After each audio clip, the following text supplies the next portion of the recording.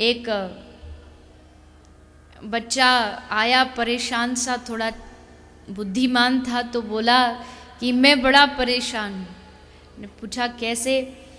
बोला घर की टीवी खराब हो जाए तो माँ बाप कहते हैं बच्चों ने बिगाड़ दी, अगर बच्चे खराब हो जाएं तो कहते हैं टीवी ने बिगाड़ दी। अब मैं करूँ तो करूँ क्या? मैं विज्ञान के खिलाफ नहीं हूँ, विज्ञान हमें बहुत अच्छी चीज़ें भी देता है। आज आप इस कथा को अगर यहाँ 10,000 लोग बैठ के सुन रहे हैं तो इसी कथा को विज्ञान के माध्यम से घर बैठे हजारों लोग अपने घर पर बैठ के श्रवण कर रहे हैं। ये विज्ञान की महानता है। विज्ञान बुरा है ऐसा नहीं है, लेकिन उसको सही तरीके से उपयोग करना आना चाहिए। चाकू एक चोर के हाथ में भी होता है और चाकू एक डॉक्टर के हाथ में भी होता है, पर एक चाकू से जान लेता है तो दूसरा चाकू से जान बचाता है। विज्ञान भी, साइंस भी वैसा ही है, सबके हाथ में है। कोई इस विज्ञान से बहुत अच्छी चीज़ें भी करता है और कोई इस विज्ञान से अपनी बुद्धि में बहुत सारा कचड़ा भी भरता है। पर क्या होता है कि अच्छाई हमारे मन में बड़ी देरी से भरती है और बुरी चीज़, बुरा दृश्य देखेंगे तो एक ही बार बुद्धि में बैठ जाएगा। अच्छी बातें भागवत 100 बार भी सुनेंगे तब जाके एक बात बुद्धि में आएगी।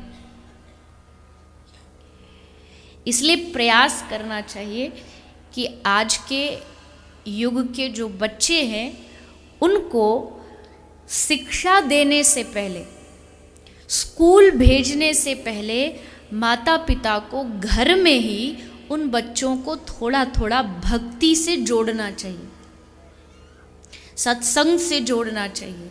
खुद पूजा करने बैठे बच्चों को भी साथ में बिठाएं।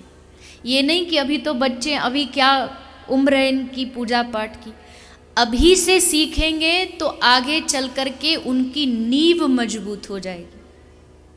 भक्ति की नींव रखोगे तो उस पर इमारत बड़ी अच्छी बन सकती है। अगर नींव ही कमज़ोर होगी तो फिर इमारत का कोई ठिकाना नहीं, कब गिर जाए। आजकल चाहे लोग शहर वाले हों या गांव वाले हों, बच्चों की शिक्षा पर बहुत ध्यान देते हैं। अच्छे नंबर कमाए, बड़ा आदमी बने। हम बच्चों को ये तो सिखाते हैं कि बड़ा आदमी बनना है, पर बड़े की व्याख्या क्या है ये कभी नहीं सिखाते। ये नहीं बताते कि बड़ा बनना कोई बहुत पैसा कमाने वाला व्यक्ति नहीं होता है। बड़ा वो होता है जो जिस व्यक्ति के अंदर विनम्रता भरी हो, जिस व्यक्ति के अंदर सहजता हो। बड़े होने की व्याख्या पहले उनको सिखाइए।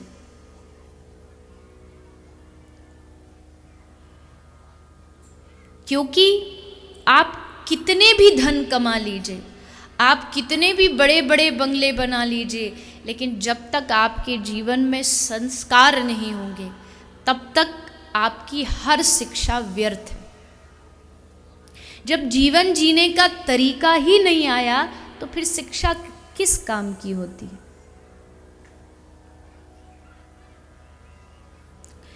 एक बार एक छोटी सी कहानी सुनाई जाती है। एक गांव में एक नदी थी और उस गांव में एक नाविक रहता था। नाविक माने नाव चलाने वाला। तो उसका काम था, जो भी आता था वो सबको नाव में बिठा के नदी पार कराता। तो एक दिन उस गांव में 3 लड़के आए। वो 3 लड़के जरा विदेश से थोड़ा पढ़ लिख करके आए थे। अब उनके अंदर वो विदेश की पढ़ाई का थोड़ा एक गुरूर था, थोड़ा शिक्षा मिल गई थी, शिक्षा ही मिली थी जीवन में, संस्कार नहीं मिले थे, इसलिए शिक्षा का अभिमान था। बैठ गए नाव में। अब जिसको थोड़ा बहुत भी किसी चीज़ का ज्ञान हो जाए, किसी को थोड़ा बहुत धंधे का हो जाए, किसी को नेतागिरी का हो जाए, किसी को ग्रंथों का हो जाए, तो वो हर जगह अपना ज्ञान कुछ लोग प्रदर्शित करने की कोशिश करते हैं कि हम इतने ज्ञानी हैं। तो नाव में बैठते ही उस गांव वाले आदमी से, जो नाव चलाता था, उससे उन्होंने पूछा, भैया तुझे इंग्लिश बोलना आता है, अंग्रेजी आती है? तो उस गांव वाले आदमी ने कहा, अरे साहब काय की अंग्रेजी, कौन सी इंग्लिश, हम तो अपनी छत्तीसगढ़िया जानते हैं, बस हिंदी भी समझ ले तो वही बहुत है, हमको कोई इंग्लिश विंग्लिश नहीं आती। ये कोई छत्तीसगढ़ वाला था।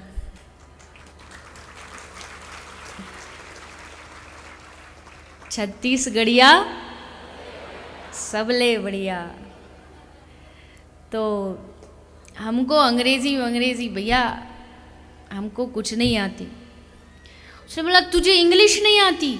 आज के ज़माने में तुझको इंग्लिश बोलना नहीं आता? उसने कहा, नहीं जी हमको तो नहीं आता। बोले, फिर तो तेरा जीना ही बेकार है। क्या सीखा तूने जीवन में? बोला, साहब अब जो है सो है, हम तो जो जैसी स्थिति में रहे सो रहे, थोड़ी नाव और आगे बढ़ी। फिर पूछा, तुझे पता है कि अमेरिका वर्ल्ड मैप पर कहाँ आता है? तो उस आदमी ने कहा कि साहब ये कौन सी बला का नाम है? अरे भैया हम तो कभी अपने गांव से निकल के बाहर कदम नहीं रखा। बोले, तू गांव से कभी बाहर ही नहीं गया? बोले, नहीं, फिर तो तेरा जीना ही बेकार है। बोला, ठीक है साहब आपकी जो मर्जी कह लीजिए। थोड़े आगे बढ़े, पूछा कि तुझे पता है विलियम शेक्सपियर कौन था? कोई कविता, कोई पोयम आती है उसकी? बोले, साहब हमको तो नहीं पता। बोले, फिर तो तेरा कतई जीना बेकार है। और वो करते रहे, वो बेचारा सुनता रहा, वो बोलते रहे, वो सुनता रहा। अब थोड़ी आगे चल कर के आया नदी में जोर से तूफान, और जैसे तूफान आया तो नाव डगमगाई। अब नाव डगमगाई तो अब तीनों जो छोरा बैठे थे लड़के जोर जोर से डरने लगे, चिल्लाने लगे। अब वो नाविक उनकी तरफ ध्यान से गौर से देख रहा है, घबरा रहे हैं, डर रहे हैं। अब तक वो सुनता आ रहा था। अब उसने मुस्कुरा के उनसे पूछा, साहब तैरना आता है?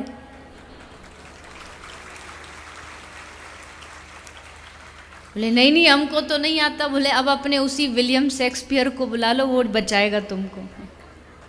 उसने डाल गले में गमछा मारी छलांग और पहुंचा किनारे पे। ये सिर्फ आपको हंसाने के लिए है, पर इसका तात्पर्य क्या है? तात्पर्य ये है कि आपने जीवन में सब कुछ जान लिया, आपने बाहरी सब शिक्षा ले ली, लेकिन अगर आपको जीवन की मूल आवश्यकताओं को ही जीना नहीं आया तो सचमुच जीना बेकार है।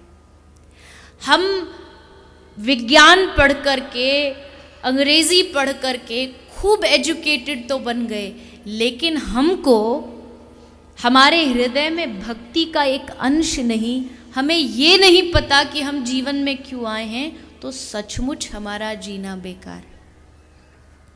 चाहे हम कितनी भी तरक्की करें, तरक्की का मतलब केवल बाहरी वस्तुओं से कभी नहीं लगाना चाहिए। कई लोग बाहर से बड़े सफल होते हैं, आप उनको देखोगे, अरे वाह देखो कितना नाम है इसका, लोग आगे पीछे घूमते हैं, इतना पैसा वाला। बाहर से वो आपको सफल नजर आएंगे, लेकिन उनके दिल में कहीं भी आपको न चैन मिलेगा, न शांति मिलेगी, न आनंद मिलेगा। इसलिए प्रयास करें, दिल से खुश रहना सीखें। बाहरी वस्तुएं तो बदलती रहती हैं, कभी धूप कभी छाया। धन से अगर अपने आप को खुश करोगे तो कभी जीवन में खुश नहीं हो पाओगे, क्योंकि धन आज है तो कल जाएगा भी, और गया है तो आएगा भी। ये धन का, ये संसार की हर वस्तु का नियम है, आया है तो जाएगा और गया है तो एक दिन वापस भी आएगा। प्रयास करें कि अपने हृदय से आनंदित रहना सीखें। वस्तुएं कभी आनंद नहीं दे सकती, सुख दे सकती है। मैंने पहले दिन कहा था, सुख दे सकती है वस्तुएं, पर आनंद नहीं दे सकती है। आनंदित रहना सीखें।